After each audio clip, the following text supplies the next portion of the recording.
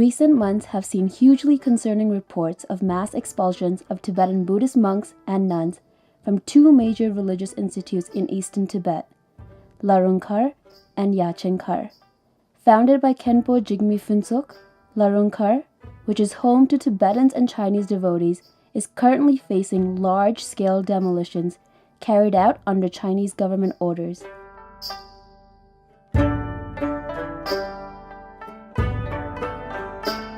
In July 2016, the demolition of Larung Gar Academy by Chinese authorities began as part of a multi-year plan aiming to downsize the academy by 50% and evict at least half of its more than 10,000 residents to 5,000 by September 2017.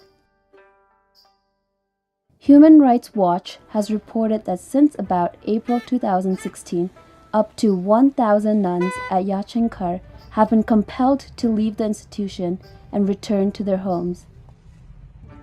According to media reports, more than 4,600 residents have been evicted and around 1,500 dwellings destroyed in Larung Gar. Saddened by the Chinese government's destructive actions, 3 nuns, Rinzhi Doma, Tsering Doma, and Semka, committed suicide and left notes referring to the demolitions and to government harassment.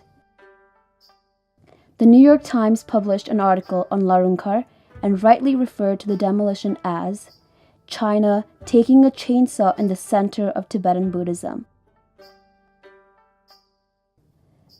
The chainsaw, wielded by workers demolishing a row of homes, signaled the imminent end of thousands of hand-built monastic dwellings here at Larung Gar, the world's largest Buddhist institute. The article further pointed, Larung Gar has become one of the most influential institutions in the Tibetan world. Now, Chinese officials are tightening control over the settlement in what many Tibetans and their advocates call a severe blow to Tibetan religious practice.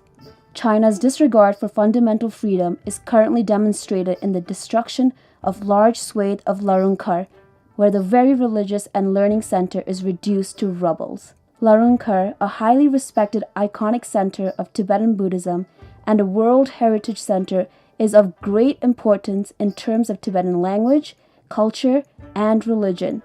Therefore, it must be treasured and protected.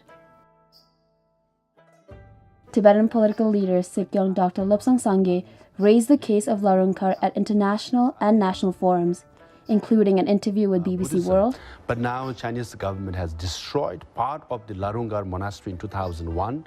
They are destroying again. 3 nuns committed suicide just recently. An op-ed for The Guardian, interview with the Globe and Mail, and at public events such as the 3rd India Ideas Conclave in Goa and in front of the Canadian Parliamentary Committee on International Human Rights in Ottawa, to name a few. Video footages received despite the communications crackdown have caused deep distress in Tibetans and friends around the world. Nuns in Larung Gar are seen wailing helplessly watching the send-off of their fellow nuns who were being shoved into buses and sent back to their hometown.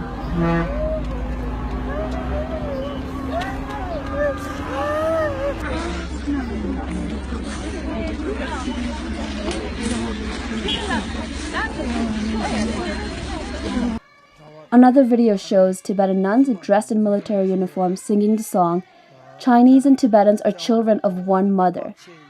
According to the voiceover for the video, the women are Tibetan nuns who are undergoing patriotic education exercise after facing eviction from Larung Gar Monastery.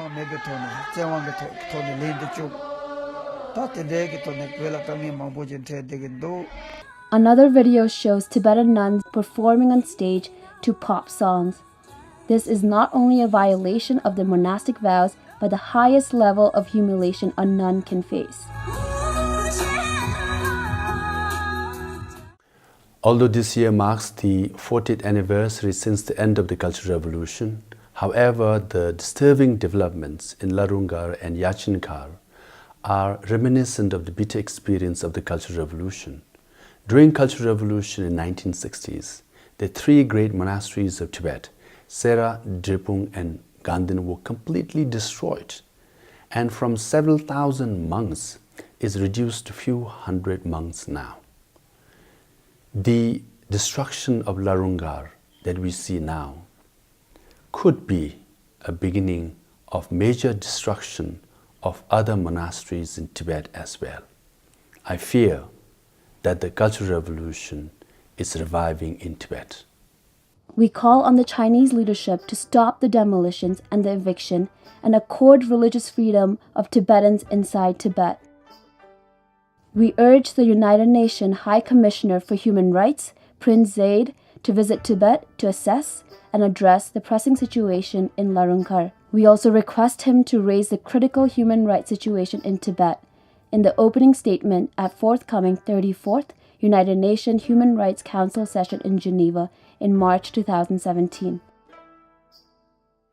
We urge everyone to sign the petition Stand with Larung Gar Now, initiated by Safeguarding Buddhism, that now has over 147,000 supporters.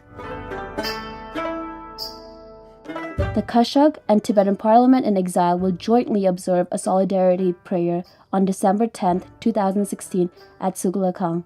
Please join us in person and in spirit as we stand together in solidarity with Larung Gar.